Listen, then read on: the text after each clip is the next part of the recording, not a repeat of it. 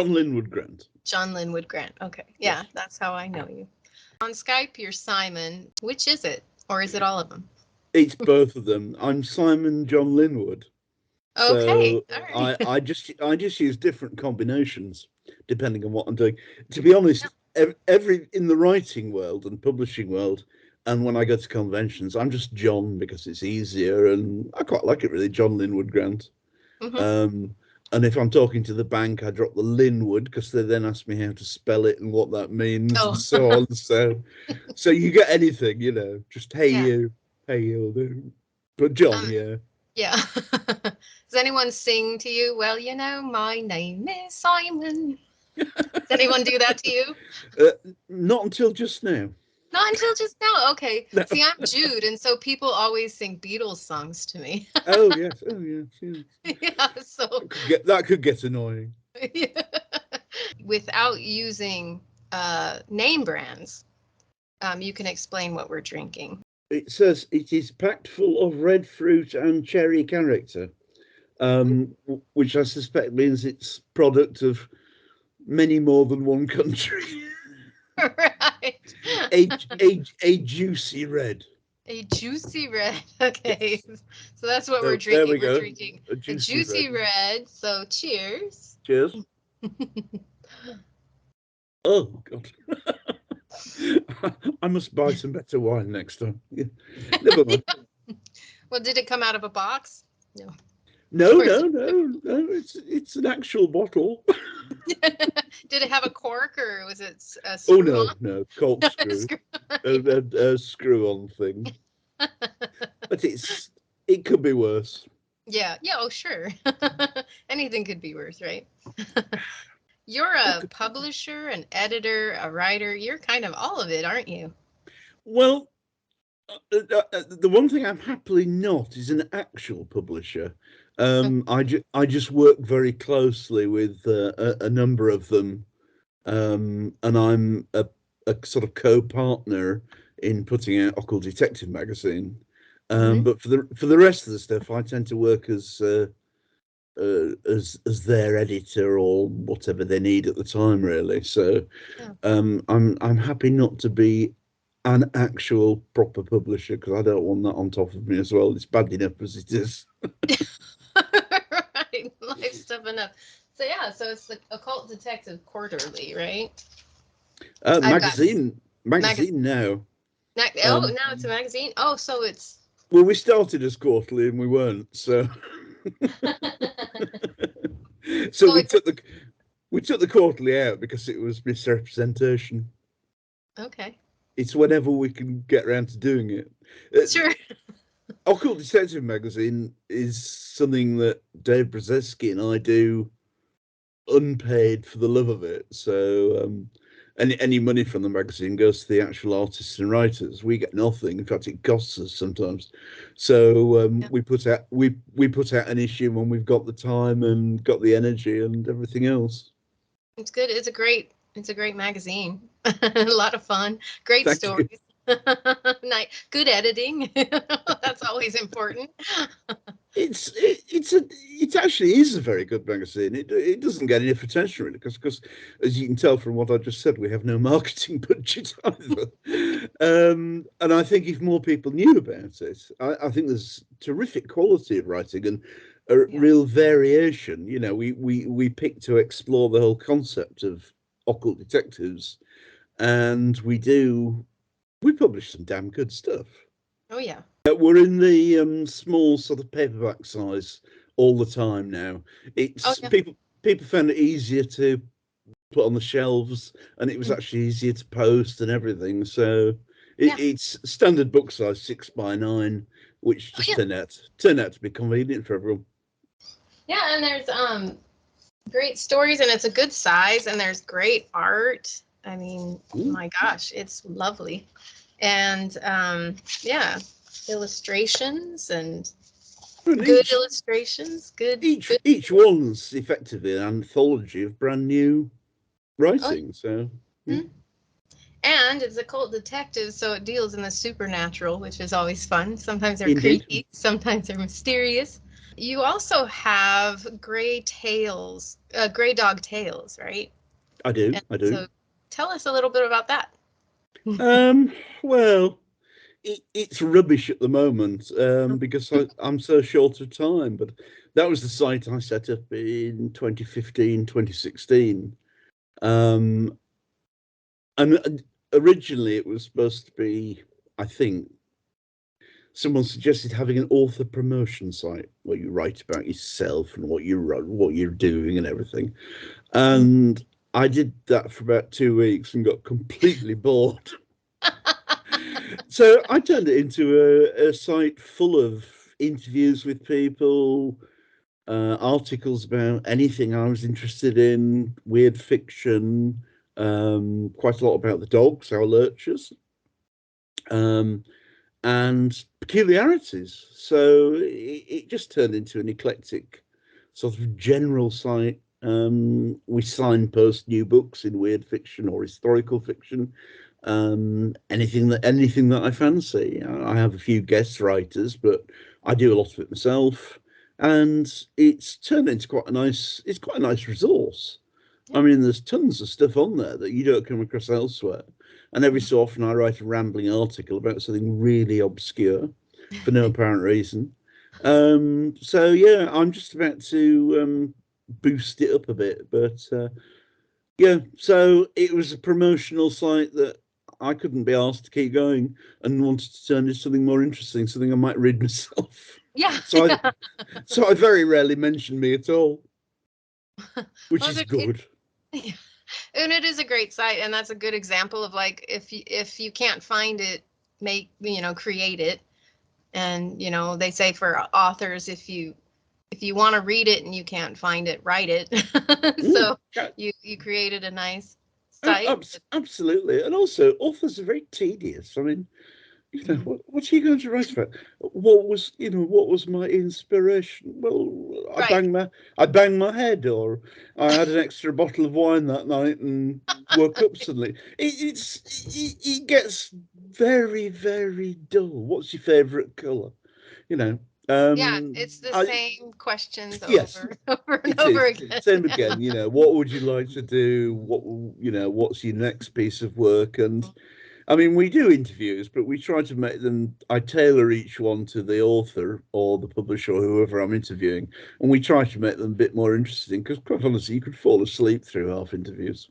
Oh yeah, oh yeah. I'm guilty of it. I'm sure. I'm It's trying very, to make it's very hard. It's very hard to get out of it because it's a pattern that everyone's yeah, used to. absolutely, yeah. So to spice it up, you also write, obviously, and it sounds like the Gray Dog Tales is kind of a blog too, and Yeah, so you can it get is. you do fictitious stories on there as well, written by you, Oh, or I write all sorts of rubbish. Yes, yeah, I do parodies. I occasionally put my own fiction on there.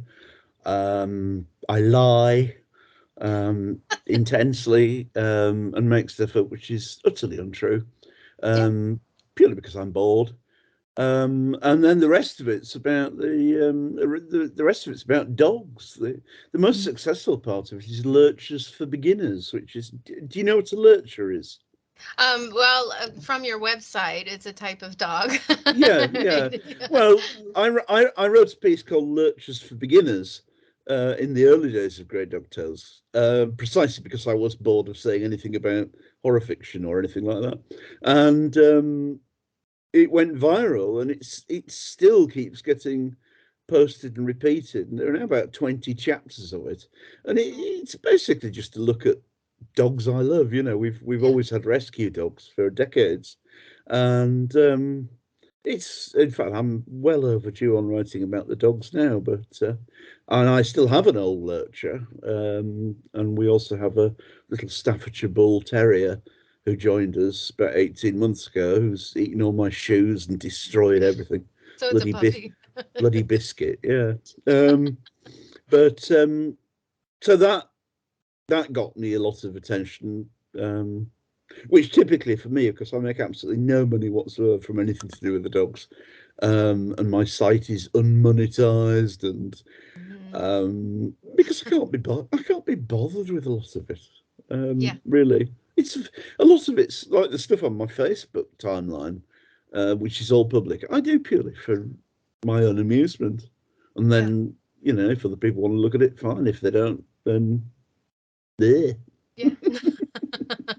I spend lot of time with unmonetized stuff as well. I think it's kind of the art, the starving artist, right? Yes, yes. I'd be less starving if I didn't have to keep buying new shoes and new bits of furniture. But the dog, the dog is slowly reducing its intake.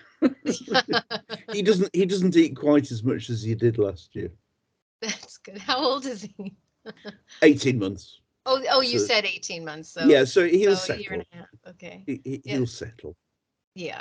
Are you getting are you taking classes with the dog, or are you just training him yourself? My partner started taking him, but he wasn't very well behaved. So she takes him to a dog field and trains him herself now. Okay. One of those places that's you hire for an hour, and you have your dog, your leads, and your gear, and so she's doing her best with him. She's very good at it. Oh, that's good. So I, it'll probably, the dog will end up listening to her, but not you. well, possibly. I take the old dog out, the Hopefully. 13-year-old, and she and I potter along quite happily and just pretend that the other stuff isn't there. Good policy. Yeah, very good policy. Now let's get down to the nitty gritty. Who's your favorite detective? Fictitious or non-fictitious? Doesn't matter which.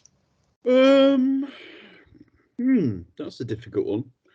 I've worked on and with detective stories for so many years now that I'm a bit sick of most of them. You've seen them all, and I'm swimming in them every day. yeah. Um, oh my God, I can't think of an answer. I mean, I write a lot of Sherlock Holmes stories, but I didn't intend to. Oh, okay. That was just because I did one or two, and people said, "Oh, can you do more of those?" And I went, "Yeah, I suppose so." Okay. Yeah. He's quite interesting, Mhm. and obviously on the other side, um, I work quite a bit with Carnacki, the Ghost Finder, the William Herb Hodgson character from the same period, from the Edwardian period.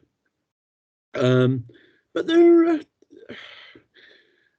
detectives are peculiar animals. I mean, they're very artificial in terms of fiction.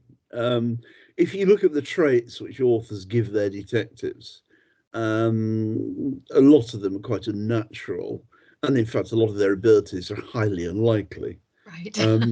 If you take most Sherlock Holmes mysteries, and you look at one of his logical deductions, it's I mean, they're relatively easy to write a completely different explanation of what the truth is behind what he's observed. There's a very good one about him looking at Dr. Watson's watch, and he comes to a series of conclusions about who owned the watch, Oh yeah.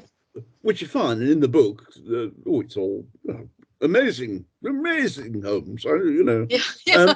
but I wrote a piece on Grey Ducktails a while back where I could give an entirely different explanation for the scratches and the background of the watch, which was just as believable. Sure. But Conan Doyle wanted it to prove a point. Yeah. I could unprove that point if I wanted. Um, I like a lot of them. I quite like the G.K. Chesterton, Father Brown, um, Poirot. I'm rather fond of Poirot, Oh yes, indeed. The and written and the films. I love there's a particular BBC television series years ago of Miss Marple, Oh yes. um, which There, is absolutely wonderful. and there were And three different actresses that oh well, portrayed her. yes, yes. So They did some rather silly ones with Margaret Rutherford, mhm. which are just good fun. Yeah. Um, but there's also a series with a woman whose name I can't remember, but is played as a very little old lady, very sort of frail and not at all important looking. And actually, that's one of the best portrayals, Mhm. because she gets over the anachronism of an old lady who's watched everything happening around her for years, and she's tied it all inside, so she can apply that almost immediately to any situation, any crime where she has to observe the people who might be guilty or future victims or whatever. She uses observational psychology, and it's really rather clever. Really rather clever. I do like those. Yeah, yeah, and I like the well, Agatha. I'm a huge Agatha Christie fan anyway. So, but I believe Agatha Christie wrote created Miss Marple because she was aging and seeing how the world treated her, and so she was like, older women can be amazing too, and she proved it with Miss Marple and herself, Oh yeah, obviously. But absolutely. yeah, and it's funny because in the portrayal of the movies and even in the books, not you don't sense it so much in the books. I think they really made it obvious with the shows, is the way people treat Miss Marple when she starts saying, "Oh, this reminds me of this young man Yes, that lived in yes, this yes. village that," and it seems like it has nothing to do with the Oh, case. I love that. Sort of. Well, Dolly had a maid a year ago, and she was a strange girl, and Yeah, and then proves a major bank robbery or something on the basis sure. of having seen the same traits, which is marvelous stuff. Yes, I do like that. The trouble with occult detectives is that most of them are really annoying. Um, Which detectives? Sorry, I didn't hear that.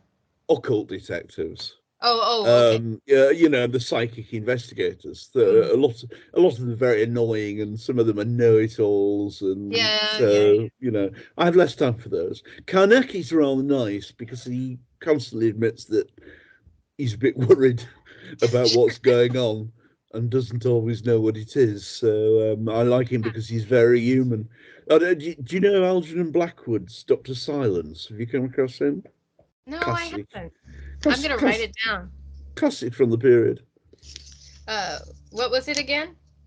Algernon Blackwood, he was a horror writer in the late Victorian and Edwardian period, well, through to the middle of the century. But his occult detective was Dr. John Silence. Oh, that's a good name. And they're jolly good stories. But Dr. Silence is very annoying because he's got a sort of patronising cleverness about him where Sure. he knows what's happening, really. And I prefer quite fallible people, to be Yeah, honest. I think fallible people are becoming more popular too. Because in Mm. a way, these detectives that they just know so much, and it's almost a superpower. Yes, They're yes. almost superheroes. And Mutant detective to the rescue. sure, Yeah. yeah. And I think that's why, Edward Conan Doyle, that's probably why he gave Holmes a drug addiction, because it was like, this guy's infallible. I got to do something, so has he gave has him to a have drug. some weaknesses. Yeah. Right. And then I Poirot is a little ADD, or he's I know what you mean. Yes, compulsive, he has to have his obsessive eggs the compulsive. right size and things like Sure. that. Yeah. Yes, Uh, yes. and I then always that like that this was about this. passed on to Monk, the American detective Monk. Mm. Yeah. Oh Have yeah, you? yeah, Or yeah. yes, yeah. I know those. Yeah, I mean, Yeah. I do write occult detectives. Well, I sort of write occult detectives. I write about people who get stuck in that sort of situation, but I I prefer them to be fairly human, Hmm. rather than superhuman. Yes. Yeah. I've recently started. I created a couple of female detectives, Mm. occult detectives, Yeah, for my universe, and one's and it takes place in the Victorian era, and one's a rich girl and one's a char girl, and mm. they come together um, to fight, well, to release monsters. Actually, it's not, they're not fighting anybody. It's actually more of a protecting and helping the ghosts along. Yeah. it's, it's a lot of Well, fun. you know, I've been editing a series, Sherlock Holmes and the Occult Detectives, Yeah. of which I'm just proofreading the volume 4 of the series. One of the nice things about that was that I asked for story pitches from writers, and the 4 volumes include quite a lot of female detectives. That's great. In fact, they include more female writers than usually in that particular field. I think I've got a nice rapport with some of them. They've been great at coming up with how can I put it, stuff which isn't just boys' club. Yeah. You know, something a bit different, a bit fresher, and so we've had a lot of Holmes encountering women properly rather than just as a sideline, and even having to listen to some of them. Right. Right. That's good. Yeah. Yes, Because I've been quite pleased about that. That's been a nice little twist to it. Yeah. Yeah. Well, the one story that I can't remember the name of it, because I've read all Sherlock Holmes stories, but I don't remember them. There's I a know. few that I keep, but there's a lot. And the one female that he came across that ended up being just as smart as he, Irene and Adler. there you go. Yeah, Yes. Irene Adlin. Yeah, yeah. And we had an Irene Adler story in Oh, cool. volume 1 or 2, where she was, well, it was connected with her daughter in America. But we have one in one of these 2 new volumes, set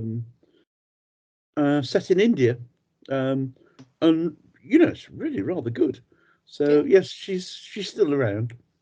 Wonderful. I look forward to reading some of these stories. They're my favorite. I think when it comes to short stories, the dark, mysterious ones are probably my favorite. I don't read literary fiction that much.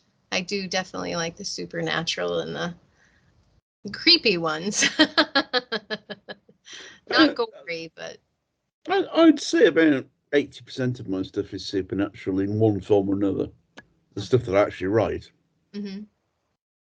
So besides detective stories, obviously, what are some of your other stories, and where can we find your stories? Um, well, I've had about 80 published in the last 5 years. So. Sure. Gonna get it. Oh, I know. Yes.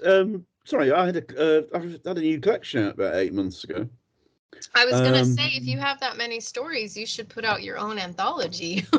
Well, there's the collection mid last year, where all is night and starless. That contains about 18 stories, which give you a good idea of what I do and where I go, Yeah. ranging from stuff related to Lovecraft Oh, to nice. folk horror, and just strange. Yeah. It's it's sort of, some of it's contemporary weird fiction. And Mhm. I had a collection before that, A Persistence of Geraniums, which was period fiction. Mhm. All stuff I'd written set in my Edwardian setting. Nice. You can tell I'm a writer because I said set in setting, which is really, really crap. But you know what I mean. Um, It's okay. I, I think most of us write better than we speak. I have a cycle of stories called The Last Edwardian, and they run from about 1886 to 1940. And they're really about the Edwardian period as the crux of huge societal change, and then the First World War, the flu epidemics, and everything. And it takes it through from Holmes' times to just before the Second World War. The changes in what you might call the old world. And so a lot of my stories are related to that. Probably 40 or more. And there are a number of key characters, 7 or 8 key characters who run through it all. from 1886, which was in my novel, The Assassin's Coin, onwards, Yeah. Including Mr. Edwin Dry, the Deptford assassin, who's very popular Oh, very nice. Oh, because he's terrifying. His that was that's the first chronological part of it, yeah. and then it carries through. A lot of the stories are set between about 1898 and 1918. Half a dozen of them are First World War tales. Fairly dark. Well, they're very dark actually. They're horrible.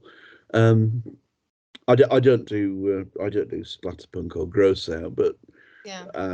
they're horrible in the sense that bad things Bad happen. things happen. Yeah. Um, and so it's all blended with history, Hmm. and some of the stories and the novel and novellas include actual events. But I just take a sideways look at them. I try to base stuff a lot on what's feasible. A lot of my stuff is more about the intrusion of the weird into the real, into what really happens, rather than OTT. I don't do urban fantasy or that sort of thing. Mm, I'm not against it. It's just right. it's not my style really. And Sure. then the next block is I start again in the 1970s. Oh, So okay. the other biggest Big chunk jump. is set in the 70s or contemporary. Oh, very nice. Yeah, I find the Edwardian. I write. I think more in the Edwardian than the Victorian. I kind of it's at the tail end of Victorian into the Edwardian. Yeah.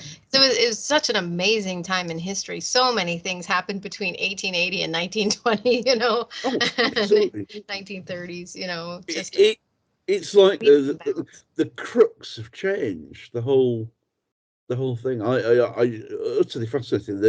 The birth of psychiatry, the whole shift in scientific development, social development, feminism, Hmm. emancipation. It all happened in that period, and Yeah. shifted everything.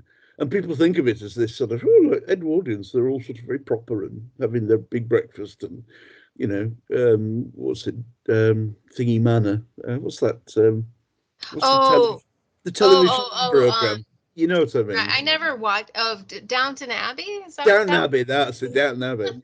Um, the reality, I tried to talk about the reality of it. I mean, the Assassin's Coin is about unreliable psychics and prostitution. Mm, And I take it through to um, in the 1908 period.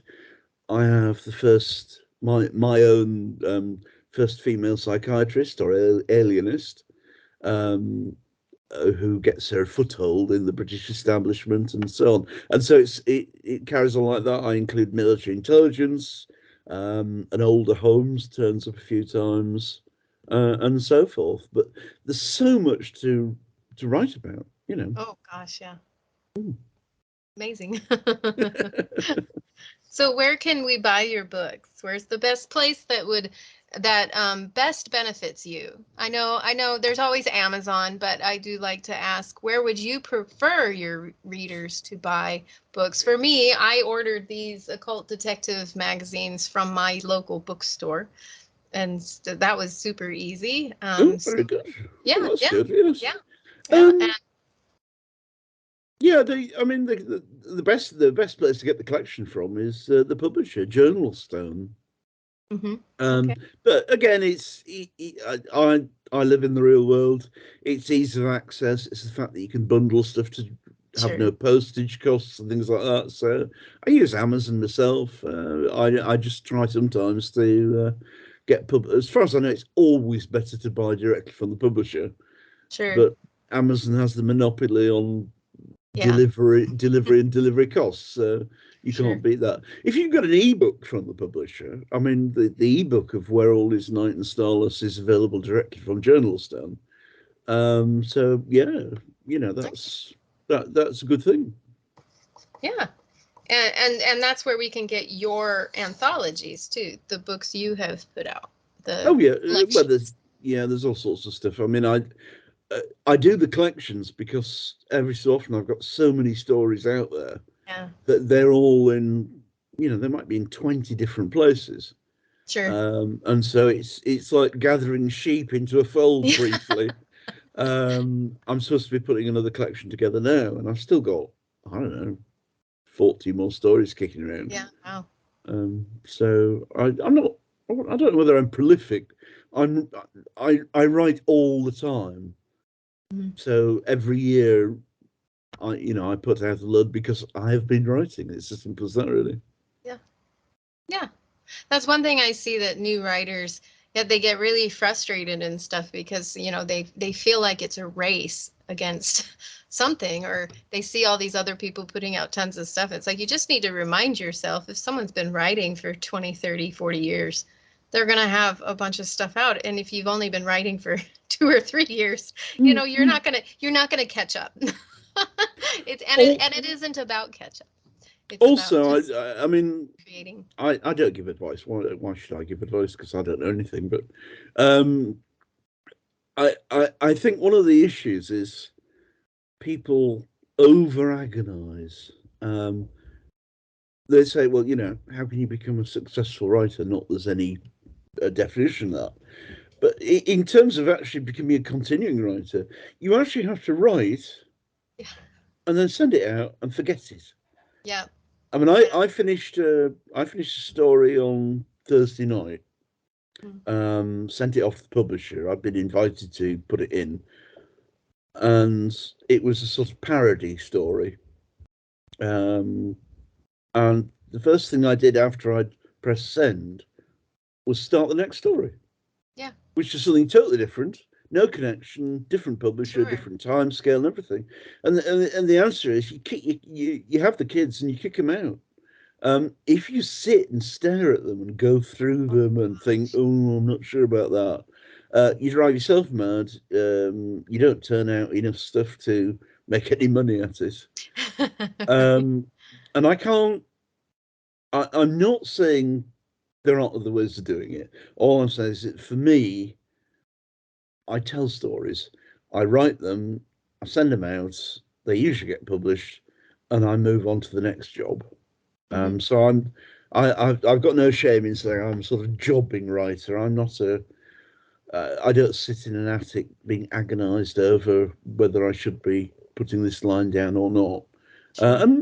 And I like some of my stuff. Some of it is, I don't know what you call it, more intense or more intellectual than other ones. Sure. Some are just for laugh or for fun. Yeah. Um, but so I don't just write any old pulp rubbish Yeah. in a rush, but I also don't sit on things long. I treat it as, do I want to tell a story? Yes. Is this a story I want to tell? Yes. Okay, write that. Yep. And there you go. You Yeah. know. Yeah. I see a lot of writers, they ask, like, what are the fads right now? Should I write for what is selling well? And it's like, well, by the time you finish writing it, Yeah, that's probably going to be past anyway. And that's my absolutely. advice too, is just write. And And then you've got to compete with everyone else who's trying to do the fad. right. So that doesn't work. Copying other writers doesn't work. No. Um, you shouldn't be trying to say, oh, I think I'll do this in the style of so and so. Yeah. It should be your own voice. There are lots of simple ways to do it. I don't know. It's astonishing there much writers overcomplicate things, and then they all read loads of books on how to write, How to write. Yeah. and then they have intense debates on what software to use when they're Yep. writing.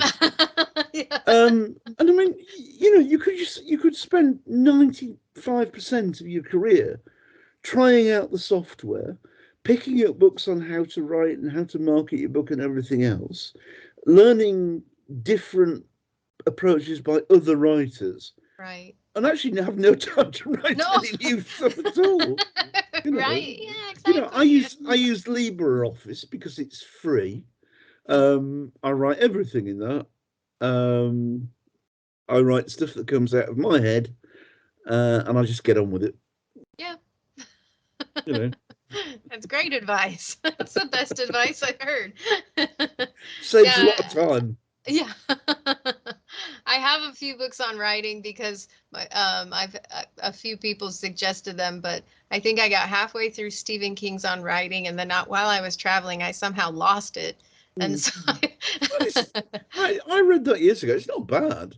Well, it's not bad because well, I the think first I think my half, point is that people get obsessed with trying to yeah, learn as if you yeah, can get it from these books. If you hmm can't write, you're not going to get it from those books. You no, might get it from reading lots of literature and thinking, what do I want to do myself?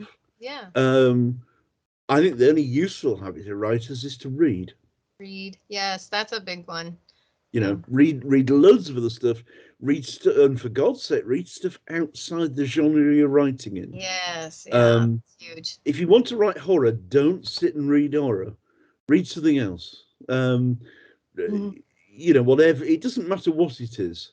Don't close yourself in. yeah. And along the way, you'll absorb or notice style issues, techniques, whatever, and some of it will come naturally I think so. from having been exposed to good stories. Yes. Yeah. So what's your opinion on people that follow a formula when writing? There's these books that like I mean there are people that have broken down um like this is the aspects your story should follow, and they actually have a formula for storytelling. Um, could you I have guess a that I feeling. I pay absolutely no attention to it whatsoever? I have no formula and no process. Um, I'm glad to hear. I I have a load of old school books, blank school notebooks, and I lie on the floor and I write things in them and ideas and odd scenes and paragraphs. And then at some point, when I can't put it off any longer, I go and sit at the computer and I write the story, and that's it. Um, Great. the assassin's coin happened because, well, one of the reasons it happened was because I saw the scene at the end and thought, oh well, I've got to write a novel now to find out how I got there. And Right. I just went and wrote the novel. That's Um, great. it's no, I don't use any formula at all. Yeah, I didn't think so. No, I'm bad like that. The problem is, it's all right for me to say that because I'm ancient and sort of fairly. I talk a lot, and I write a lot. Um, I can understand that for some people they need easing into certain things. I can understand that some people can't work without organisation. It's not. Yeah, I'm not other people. right. Um, but personally, it's a doing thing, and I'm a storyteller in a marketplace. I'll sit on the edge of a horse trough, and if there's people there, I'll tell them a story, Hmm. and it pretty much works like that. Yeah. Yeah. That's great. All right. So, where can people check you out? So, do you have a website? Yeah, greydogtales.com. Yeah, and Um, that's GREYTALES. it is, and it's all Grey Dog Tales is all one word, no capitals. And then um, Facebook, I suppose. Facebook. Um, John Linwood Grant on Facebook. It's all public. I occasionally post updates about what I'm writing. If I'm really pissed off, I talk about what's annoyed me. Sure. And I put lots of parodies and sort of stupid stuff on there. It's a Um, lot of fun. well, it's usually more popular than my actual writing. So, Nippo the Half Elf, my fantasy parodies, they're much more popular than my actual books. Taking the piss out of the fantasy world. There you go. But you see, I enjoy that. Yeah. Yeah. So yeah. Facebook's a good introduction to what I'm actually like. Yeah. It Um, is. because I'm a bit like this, so I just type it out. And sometimes it's just a note to myself to remind me that I'm supposed to be writing various projects. And I Yeah, think I keep forgetting. So I put it on Facebook sure. and say, I'm doing the following things. And Yes. what I really do is I go back the next day to see what it is that I'm supposed to have done. So it's nice, like I always say, it's like sticking a note on the fridge, Yeah.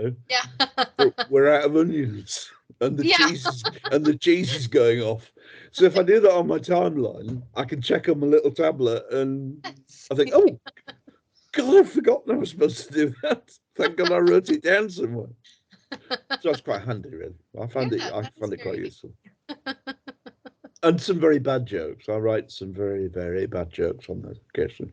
They're yeah, I awful. enjoy them. I think they're they're good. Well, I'm a thank very bad man. you. Well, that's okay. You're bad in a very good way. All right. Well, it's been great talking to you, John. We're gonna have Pleasure. to wrap this up. And so this is John Linwood Grant. You can find him on Facebook under John Linwood Grant, and also graydogtales.com, and Gray Dog Tales is also on Facebook. And so great. Thank you very much. I don't know whether that's been at all helpful, but it's a pleasure. It has been helpful, but if you'd No, like. no, no, no. I strongly suggest that you share this with everybody you know. And if there are people you don't like, you can share it with them to annoy them. And if there are people you do like, you can share it with them just for fun. Thank you very much. All right. See you It's later. been a pleasure. I shall see you on Facebook sometime. All right. Thank you so much. Cheers, You have a dude. great night. Thanks.